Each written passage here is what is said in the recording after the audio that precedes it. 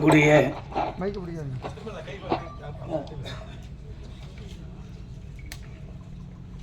அத்தனை ஊடகம் நண்பர்களுக்கும் நன்றி. காரணம், இந்த டைட்டிலே ரொம்ப சினிமாவுக்கு இப்போ ஏற்ற டைட்டிலாக இருக்குது. ஏன்னா தில் ராஜா. இப்போ ஒவ்வொரு தயாரிப்பாளர்களுக்கும் தில்லு வேணும்.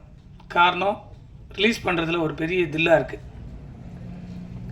ஒவ்வொரு படங்களும் வெளியே வர்றதுக்கு மாபெரும் போராட்டங்கள் இருக்குது. அந்த போராட்டத்தில் தில்ராஜா ஒரு அருமையான டைட்டில். அன்பு தம்பி சத்யா எப்பவுமே தில்லான ஆளை பார்க்குறதுக்கு தான் உங்களுக்கு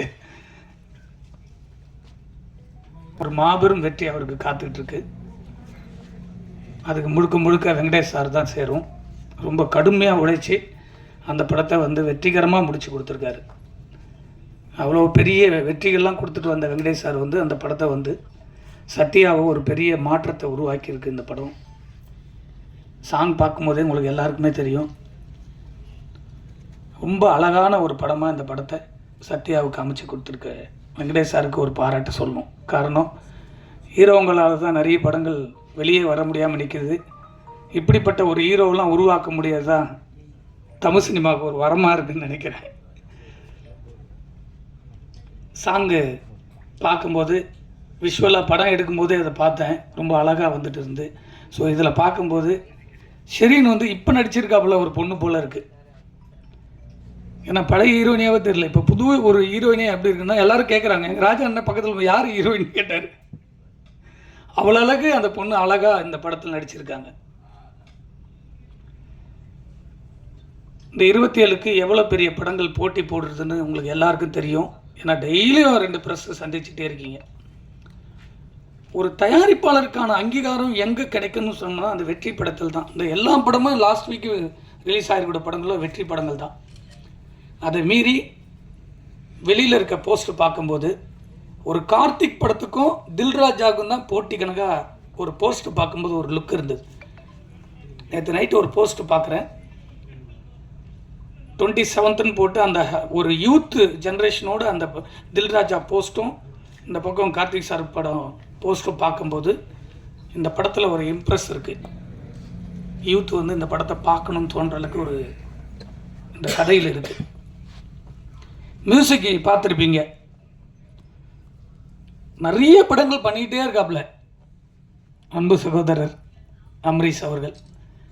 இந்த படத்துக்கு ரொம்ப ஹார்ட் ஒர்க் பண்ணியிருக்காப்புல. அவர் கம்முன்னு நடிக்க ஆரம்பிச்சாருன்னா ரொம்ப இதை விட பிஸியாக இருக்கலாம்னு தோணுது இந்த படத்தை பார்க்கும்போது. சாங்கில் ஆமாம், அதை விட கொஞ்சம் நடித்தா நல்லா இருக்குன்னு நினைக்கிறேன். ரொம்ப நல்லா இருக்குது அந்த சாங்கில் பார்க்கும்போது. அவருக்கும் என்னுடைய வாழ்த்துக்கள். மேடம் ரொம்ப கோச்சிக்கிட்டாங்க பார்க்கும்போது. அவங்க கோவப்படாமல் சொல்லியிருக்காங்க. அதான் அவங்க சிரிச்சுக்கிட்டே அதை சொன்னாங்க. அதனுடைய வேதனை என்னன்றது நம்ம ரொம்ப புரிஞ்சுக்கணும். அது யாராக இருந்தாலும் சரி, இந்த படத்தை எடுத்து முடிக்கிறதுக்கு மாபெரும் போராட்டத்தில் இந்த படத்தில் 24 மணி நேரம் ஒரு நடிகனாக மட்டும் இல்லாமல் விஜய் சத்யா இந்த படத்தை ஒரு தயாரிப்பாளராக இன்னைக்கு வரைக்கும் சுமந்துக்கிட்டு போகிறார். ரிலீஸ்க்கு அப்புறமும் சுமக்கணும், அதை முடிச்சும் சுமக்கணும். ஏன்னா அதனுடைய வலிகள் ஒவ்வொரு நாளும் அந்த பணத்தை போட்டு படத்தை வருமானு தெரியாமல் ஒரு நடிகனாக பணம் வாங்கிட்டு ஜாலியாக சுற்றுறத்தை விட்டுட்டு ஒரு தமிழ் சினிமாவில் ஒரு படைப்பை தன்னை ஹீரோ வச்சு எடுக்கிற படத்தை தான் வெளியே கொண்டு வரணும்னு போராடக்கூடிய இப்படிப்பட்ட ஹீரோகள்லாம் இருந்தாங்கன்னா தமிழ் சினிமா உச்சத்தில் இருக்கும். தயாரிப்பாளர்கள் நிம்மதியாக படுத்து தூங்கலாம். இப்போ தயாரிப்பாளர் யாருமே நிம்மதியாக தூங்கலை. எனக்கு தெரிஞ்ச ஒரு 6 மாதமாக யாருமே நிம்மதியாக தூங்கலை. இப்போ ரிலீஸ் ஆகிருக்கிற இன்க்ளூடிங் ஒரு 2 நாளுக்கு முன்னாடி மகாராஜான்னு ஒரு போஸ்ட் பார்த்துருப்பீங்க. 100 நாள் போஸ்ட்டு. ரொம்ப நாளைக்கு அப்புறம் 100 நாள் போஸ்ட் பார்த்துருப்பீங்க. அவங்க கூட தூங்கலை. எவ்வளோ பெரிய வெற்றின்னு உங்களுக்கு தெரியும். அதை கடந்து அதுக்கு செலவு பண்ணியிருக்காங்க. ஆனால் பாம்பேலேருந்து ஒரு ஹீரோயினி அவங்கள டிக்கெட் போட்டோன்னே அவங்க டீமோடு இந்த படத்தை வாழ்த்தணும்னு சொல்லி இங்கே சத்யாவுடைய ரிலீஸ்க்கு முன்னாடியே நிற்கும் போது ரொம்ப நம்ம மகிழ்ச்சியாக பார்க்க வேண்டியதாக இருக்குது.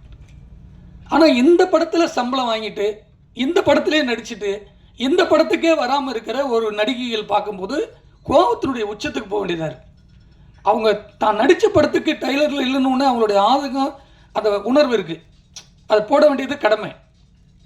ஆனால் இந்த படத்தில் முன்னுரிமை கொடுத்து நடிச்சிருக்கக்கூடிய ஷெரீனு அவங்களாம் காணாமல் போன ஆர்டிஸ்ட்டு. அப்படி காணாமல் போன ஒரு ஆர்டிஸ்ட்டை கூப்பிட்டு வந்து நடிக்க வச்சு எவ்வளோ பெரிய டைரக்டர். ஸோ இவர் வந்து ஹீரோவை நடிச்சிருக்காரு. இப்போ இந்த படங்கள் வரும்போது அவங்க 5 நாள் வந்து இங்கே தங்கணும், தங்கி இந்த படத்தினுடைய ரிலீஸுக்கு ப்ரொமோஷன் பண்ணணும். அதுதானே ஒரு ஆர்டிஸ்டுடைய கடமை.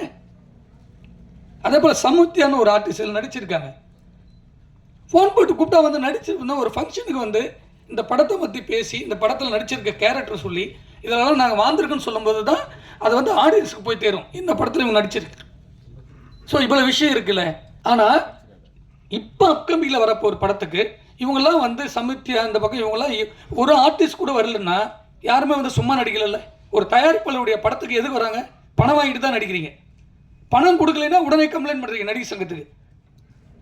பணம் கொடுக்குற வரைக்கும் விட மாட்டேன்றீங்க ஒரு தயாரிப்பாளரை. உங்களுக்கு பணத்தையும் கொடுத்து முடிச்சிடறோம், படத்தையும் உங்களுக்கு கௌரவத்தை கொடுத்து நடிக்க வைக்கிறோம். அந்த படத்துக்கு வந்து ப்ரொமோஷன் கொடுக்கலன்னா யாருக்கிட்ட கேட்பாங்க தயாரிப்பாளர்? இதுக்கெல்லாம் ஒரே ஒரு முடிவு, தெளிவான முடிவு. இனிமேல் எந்த நடிகரும் சரி நடிகர்களும் சரி ஃபங்க்ஷனுக்கு வராமல் இருக்கவே முடியாது. அவ்வளோ திடமான முடிவுகள்லாம் சங்கத்தில் ஒட்டுமொத்த சினிமாவே சேர்ந்து எடுத்துகிட்டு இருக்கு. இப்போ நிறைய விஷயங்கள் நடந்துட்டு இருக்கு, யாருக்குமே தெரியாது. திடமான முடிவு, அந்த படத்தில் நடித்தா வரணும். நம்ம வீட்டு கல்யாணங்க, நம்ம வீட்டு கல்யாணத்தில் நம்மளே வந்து நிற்காம வெளியில் இருக்க ஆளை வந்து நிற்பாங்க. சொல்லுங்கள், பாம்பேலேருந்து வந்து அவங்க வந்து ஒரு ஆர்டிஸ்ட் வந்து நிற்கும் போது சந்தோஷமாக இருக்குது. நீங்கள் வந்து இருந்தீங்கன்னா எங்களுக்கு ஒன்று பெரிய ஆறுதலாக இருக்கும். இந்த நடிச்சிருக்க 2 ஹீரோயினையும் வரலன்னா அப்போ எந்த படத்தை போய் நடிக்க போகிறீங்க? அப்போ நடிக்காது போயிடலாமே. வேற என்ன, சினிமாவுக்கு வாழ்ந்துட்டு இருக்க எவ்வளோ நடிகர்கள் நடிகைகள் வாய்ப்பு கிடைக்காம தவமாக இருக்காங்க. அவங்களுக்கு அந்த வாய்ப்பு கிடைக்கும், அவங்க வந்து அதில் வந்து சந்தோஷப்படுவாங்க. நீங்கள் நடிக்கணுன்ற எண்ணம், எல்லாருக்கும் மெசேஜ் போடுறீங்க, எல்லாரும் இந்த படத்துக்கு வரணும், வாய்ப்பு வரணும் தேடுறீங்க. வாய்ப்பு கொடுத்த பிறகு ஷூட்டிங் வரதுக்கு 1000 பிரச்சனை பண்ணுறீங்க. ஷூட்டிங்கில் வந்தால் கேரம் ஒன்று வேணும், இது வேணும், ஸ்டார் ஹோட்டலில் தான் நீங்கள் டிசைட் பண்ணுறீங்க. இதெல்லாம் அரேஞ்ச் பண்ணி கொடுத்தாலும் படத்தில் வந்து ப்ரொமோஷன் ஆடியோலேருந்து ரிலீஸ் வரையும் நிற்க மாட்டீங்க. அப்போ யாருக்கிட்ட சொல்லணும்? உங்களுக்கே அக்கல் இல்லாத சினிமாவில் நீங்கள் எதுக்கு நடிக்க வரீங்க? இப்போ சினிமான்றது ஒரு பொக்கிஷம், கலையாக நேசிச்சு வாங்க. இந்த படத்தை எதுக்கு சுமந்து ஓடுறாரு? இவ்வளோ படங்கள் போட்டிக்கு முன்னாடி இன்னைக்கு தில்ராஜா வந்து நிற்குதுன்னா அந்த படத்தை பார்க்கும்போது சாங்கில் அவ்வளோ அழகாக இருக்கு. இதுக்கெல்லாம் ஒரு திடமான முடிவை தயாரிப்பாளர் சங்கம், எங்கள் அண்ணன் இருக்கார் ராஜண்ணன், அவர் நிறைய விஷயத்த எல்லாத்தையும் பேசுகிறார் ஓப்பனாக. ஒவ்வொரு படத்துக்கு நிற்கிறார், சின்ன படத்துக்கு அவர்னா எதிர்பார்த்தா வந்து நிற்கிறாரு. அவர் நிம்மதியாக வீட்டில் இருக்கலாம், தூங்கிட்டு இருக்கலாம். எதுக்கு வராரு? சினிமாவை, இந்த கலையை நேசித்து இந்த சினிமா தான் நம்மளுக்கு சோறு போடுன்ற ஒரு ஆதங்கமும் அன்பும் தான் இங்கே வந்து நிற்கிறார். வெங்கடேஷ் சார் தெரியும், அவர் கொடுக்காத இட்டா எவ்வளோ இட்டு கொடுத்துருக்காரு. அவர் படத்துலேயே நீங்கள் வந்து நிற்க மாட்டீங்கன்னா அப்போ வேறு எந்த படத்தில் நிற்பீங்க? ஒரு புது படத்தினுடைய டைரக்டர் படத்துலாம் நீங்கள் எப்படி வந்து நிற்பீங்க? தமிழ் சினிமாவில் மட்டும்தான் தயாரிப்பாளர்கள் வந்து யாரும் கேட்க மாட்டாங்கன்ற ஒரு தைரியத்திலே சுற்றுறாங்க. தயாரிப்பாளர் இல்லைன்னா சினிமாவில் யாருமே இருக்க முடியாதுன்றது யாருக்குமே இன்னும் புரியல. அது சொல்லிக்கிட்டே இருக்காங்க, பேசிக்கிட்டே இருக்காங்க, போயிட்டே இருக்காங்கன்னு நினைக்கிறாங்க. எல்லாத்துக்கும் ஒரே முடிதான். ஒரு ஸ்ட்ரைக்கில் ஒரு லட்சம் பேர் சாப்பாடு இல்லாமல் அலைவாங்க சினிமாவில். அந்த சூழ்நிலை உருவாக்கிட்டு இருக்கு சினிமாவுக்கு. ஒவ்வொரு தயாரிப்பில் வெள்ளிக்கிழமை ரிலீஸ் பண்ணி எல்லாத்தையும் விற்று போட்டுக்கிட்டே இருக்காங்க. அதெல்லாம் போனால் கூட பரவாயில்ல.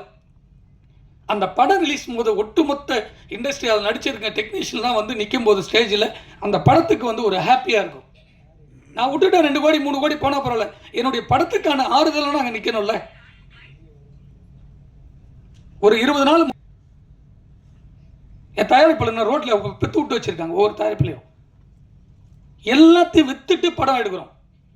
எல்லாத்தையும் வித்துட்டு இந்த படத்தில் வராதுன்னு தெரிஞ்சோம் ஒரு படத்தை கொண்டு போய் ஒரு கலைஞனா சினிமாவை கொண்டு போய் வெளியில் சேர்க்கும் போது மக்கள் மத்தியில் அந்த ஆறுதல் கூட இல்லைன்னா இந்த சினிமா யார் காப்பாற்றுறது?